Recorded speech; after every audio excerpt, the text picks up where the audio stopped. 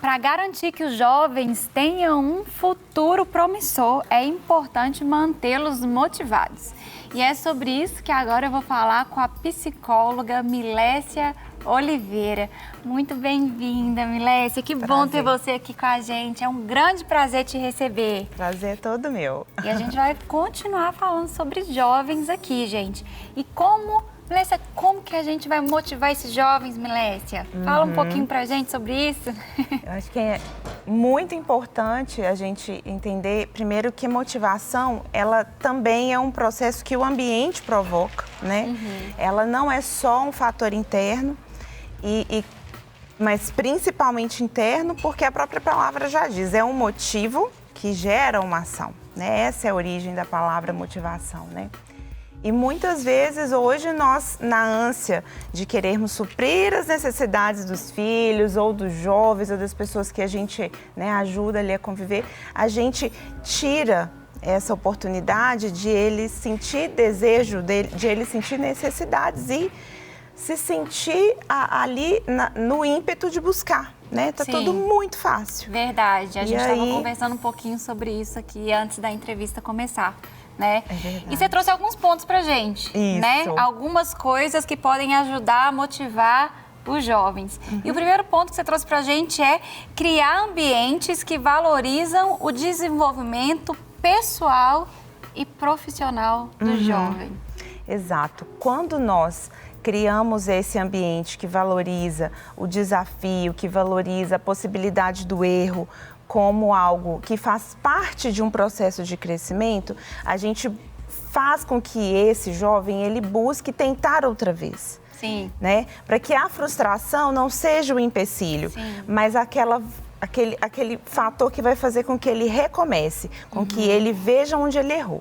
Sim. Exatamente. E posso usar isso para impulsioná-lo para continuar. Exatamente. Né? O erro ou o fracasso, eles não vão fazer parte de porque não pode, porque não é este o caminho, não.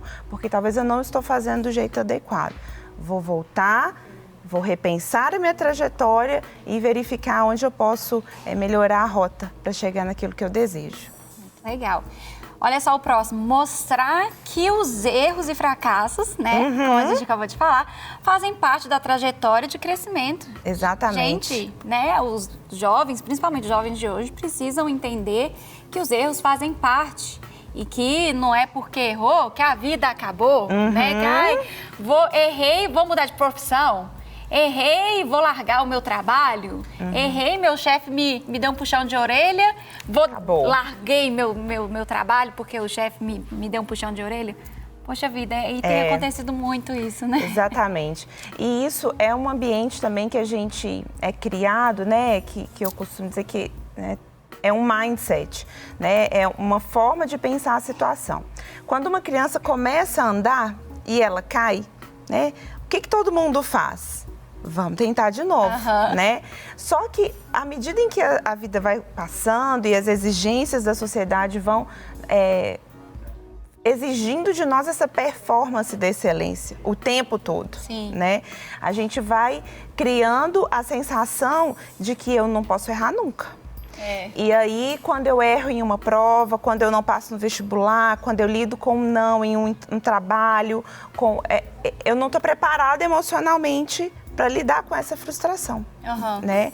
Então, é exatamente isso. Desenvolver, né, essa estratégia psíquica, essa estratégia emocional, para que esse estímulo ele possa ocorrer durante toda a vida, em todos os aspectos da vida social. E isso tudo através de conversas, né? Exatamente. Com exatamente. filhos. Orientação, aquele bate-papo franco. Olha, não é porque você não vai tirar total na prova que eu não vou te amar. Às vezes as crianças precisam ouvir isso, né? A gente às vezes recebe na clínica crianças altamente angustiadas e cada vez mais cedo, porque querem a performance de excelência, querem o total. E não tem nada de errado em estimular a excelência, mas isso é parte de um processo de aprendizado, né? Se a gente não tirou total naquela prova, vamos voltar, vamos rever aquela matéria. E às vezes as crianças são punidas, né? São tolhidas, né? Nesse aspecto, elas não aprendem que o erro faz parte do aprender. E aprender novamente e continuar aprendendo. O erro faz parte do aprender. Exatamente. Bom, o próximo, estimular a vivência de momentos desafiadores. O que às vezes nós como pais erramos no sentido, né, de privar as crianças dos atritos, né? Privar as crianças dos conflitos. E isso é muito perigoso, porque a criança, ela precisa desde cedo, para na juventude, ter já o arcabouço emocional para ela executar o que ela aprendeu lá no mínimo. Verdade. Dividindo o brinquedo, tendo que reivindicar ali do coleguinha aquele não, né? Para que na vida social, na vida escolar, na vida profissional lá na frente, ele possa lidar também com esses nãos que vão chegar a ele, que ele vai ter que reivindicar. Então, né? essa super proteção dos pais, você acha que faz com que gerem filhos, né, que vão ter problemas com esses emocionalmente inseguros lá na frente. Exatamente. E aí gera essa percepção equivocada de que o conflito ele não pode existir. E o conflito é sempre uma zona de crescimento. Sim. Entenda-se, conflito não é briga. Sim. Muitas vezes nós confundimos. E é muito cultural, né? Até do brasileiro, essa dificuldade de lidar com a opinião contrária. Verdade. Né? Nós temos uma dificuldade de aceitar que o outro tem um ponto de vista diferente do nosso.